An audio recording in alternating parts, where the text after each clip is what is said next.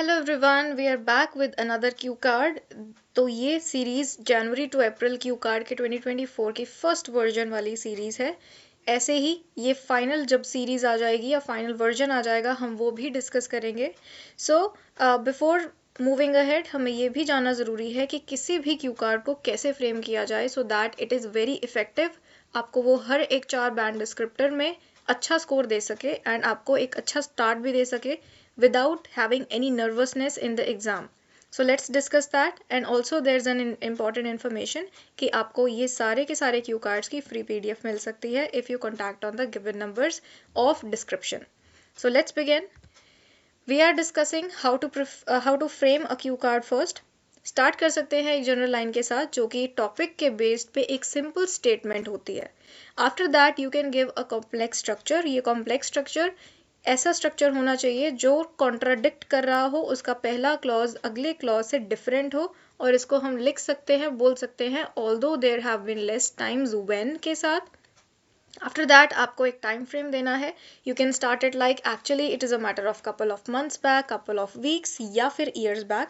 इसके बाद it is really easy, it is really smooth to go with the flow, और after that आप अपना पूरा क्यू कार्ड बहुत ही इफेक्टिवली बोल पाएंगे। So here is the first layout कि हमें कैसे एक क्यू कार्ड को स्टार्ट करना है। टॉपिक है describe a time you successfully did something difficult. एक ऐसी सिचुएशन जब आपने कुछ इम्पॉर्टेंट बहुत ही आसानी से कर लिया था। यहाँ पे सिचुएशन कुछ भी हो सकती है। आप एक senior secondary student pass out भी हो सकते हैं, या फिर आप कॉलेज को भी पास आउट कर चुके हैं। तो आप कुछ भी सिचुएशन में इसको ऐड ऑन करके अपने हिसाब से मोल्ड कर सकते हैं। हम स्टार्ट करेंगे एक टॉपिक स्टेटमेंट के साथ। We often indulge in different sorts of activities, some of them are difficult and some are as easy as ABC, so this is an idiom. कभी कभी कुछ एक्टिविटीज़ हमारे लिए बहुत ज़्यादा डिफिकल्ट होती हैं और कभी बहुत ही ज़्यादा ईजी होती हैं। Although there have been less times when I did a difficult task, I'm going to let you know about one such rare time when I completed a task and even felt proud of myself. ऐसा मैंने एक task complete किया था जो ना कि सिर्फ मैंने कंप्लीट किया पर मुझे उस पर प्राउड भी फील हुआ। Actually it is a matter of couple of months back या फिर ईयर्स, जो भी आप चूज कर सकते हैं, when I was in my college or senior secondary. Creating a model of the solar system was a challenging yet immensely rewarding task I undertook during my high school or college science project. तो situation ये थी कि मैंने एक solar system बनाने के लिए सोचा था और ये मेरा एक साइंस का प्रोजेक्ट था। The objective was to construct an accurate and visually appealing model that represented the scale and relative positions of the celestial bodies within one solar system, within our solar system. तो इसका objective ये था कि accuracy होनी चाहिए, वो model appealing होना चाहिए, अच्छा दिखना चाहिए, और उसकी scale and relative position celestial bodies की तरह ही होनी चाहिए। In the beginning, I was in two minds because I didn't know where to start from. Starting में मैं बहुत ज़्यादा confused था कि मुझे कहाँ से शुरू करना चाहिए. The task involved several complex aspects. I started by researching the relative sizes and distances of the planets from the sun. Task में काफ़ी सारे कॉम्प्लेक्स आस्पेक्ट्स थे, तो मैंने कैसे स्टार्ट किया, मैंने उसको रिलेटिव साइजेस की तरफ और उसके डिस्टेंसेस की तरफ ज़्यादा ध्यान दिया, उस पर रिसर्च किया। Understanding the vastness of space and the immense size differences between celestial bodies was a crucial first step. उनके बीच में जितना भी डिफरेंस है, जितने वो साइजेस के होते हैं, इसको चेक करना, इसको अंडरस्टैंड करना एक सबसे इम्पॉर्टेंट स्टेप रहा। Thereafter, selecting the right materials for the project was a key challenge. उसके बाद एक चैलेंज ये आया कि मटेरियल्स कौन से यूज़ हों सो दैट वो अच्छे दिखें और वो इफेक्टिव भी हों। I needed to find the objects that were readily available, affordable and suitable for replicating the planets. वो इन क्राइटेरियाज में आना बहुत ज़रूरी था, अवेलेबल हो, अफोर्डेबल हो और सूटेबल हो, ताकि वो प्लैनेट्स को रेप्लिकेट, उनको कॉपी कर सके। Then maintaining a consistent scale was crucial to accurately represent the solar system. Scaling down the immense distances and the sizes of the planets while ensuring they were distinguishable and proportional was a demanding aspect of the project. उनको scale करना, उनकी distances और sizes को major करके फिर रखना, ये सब कुछ बहुत ज़्यादा चैलेंजिंग था और ये एक डिमांडिंग एस्पेक्ट था उस प्रोजेक्ट का। Moreover, accurately positioning the planets relative to the Sun was a complex task.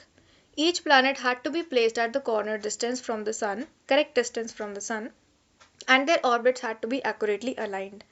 ये ऐसा चैलेंज हो जाता था कि हमें सन के हिसाब से उसकी एक्यूरेसी मेंटेन करनी थी। उसके बाद हमें ये देखना था कि उसका सन से डिस्टेंस सही है और वो करेक्टली अलाइंड है। To complete this project, I used various materials like styrofoam balls, paint, and a wooden block, and with support structure. इसमें मैंने कुछ चीज़ें यूज़ की। Each planet was carefully crafted to scale using styrofoam and then meticulously painted to resemble its actual appearance. हर एक जगह पे styrofoam को हमने ऐसे यूज़ करना था, मैंने ऐसे यूज़ करना था कि वो बहुत ही केयरफुली एक प्लैनेट की तरह ही दिखे। The sun was represented by a larger styrofoam sphere at the center. सन को सेंटर में रखा गया, उसको बड़ी styrofoam sphere के साथ बनाया गया। The difficult of the task stemmed from the need for precision, research and artistic skill. तो ये difficulty इसलिए ज़्यादा बढ़ गई क्योंकि precision होनी ज़रूरी थी, research होनी ज़रूरी थी और उसमें artistic skill भी use होने ज़रूरी थे। Each planet had to be sized correctly, painted realistically and positioned accurately within the model. Aligning the orbits, ensuring they didn't collide, and representing the vast distances of space in a confined model was indeed challenging. हर एक orbit को align करना ताकि वो एक दूसरे के ऊपर टकराए ना, प्लस ये भी ध्यान रखना कि इनका डिस्टेंस बहुत ही कन्फाइंडली सही तरीके से बैठा हो, ये भी एक चैलेंजिंग टास्क हो गया था। Upon completing the project, I felt an immense sense of pride. Not only had I successfully constructed a visually appealing model of the solar system, but I had also deepened my understanding of astronomy and developed valuable skills in research, project management, and craftsmanship. तो इस completion के बाद मुझे एक sense of pride मिला। ना कि सिर्फ मैंने इसको एक अच्छा दिखने वाला मॉडल बनाया, पर मैंने अपनी अंडरस्टैंडिंग को भी डीपन किया अबाउट द वैल्यूएबल स्किल्स और उसमें मैंने रिसर्च, प्रोजेक्ट मैनेजमेंट और क्राफ्ट्समैनशिप को भी सीखा। All in all, the project was a testament to my ability to tackle complex tasks with determination and creativity, and it sparked a lasting interest in space and celestial phenomena that I carry with me to this day. तो overall ये project एक मेरी ability पे एक testament था, एक test था कि मैं अपने टास्क को कैसे कंप्लीट करता हूँ, कैसी डिटर्मिनेशन और क्रिएटिविटी दिखाता हूँ, और इस चीज़ का मेरे ऊपर एक लास्टिंग इंटरेस्ट बन गया ताकि मैं स्पेस और सेलेस्टियल फिनोमेना को और जान सकूँ। So we have discussed this Q card, the Q card number was 10, and ऐसे ही हम और भी डिस्कस करते रहेंगे। For that you can subscribe to our channel and make sure that you are there within the subscribers list. So till the next cue card, we will be discussing more other things, and we will meet in the next cue card. Bye bye everyone. Keep learning.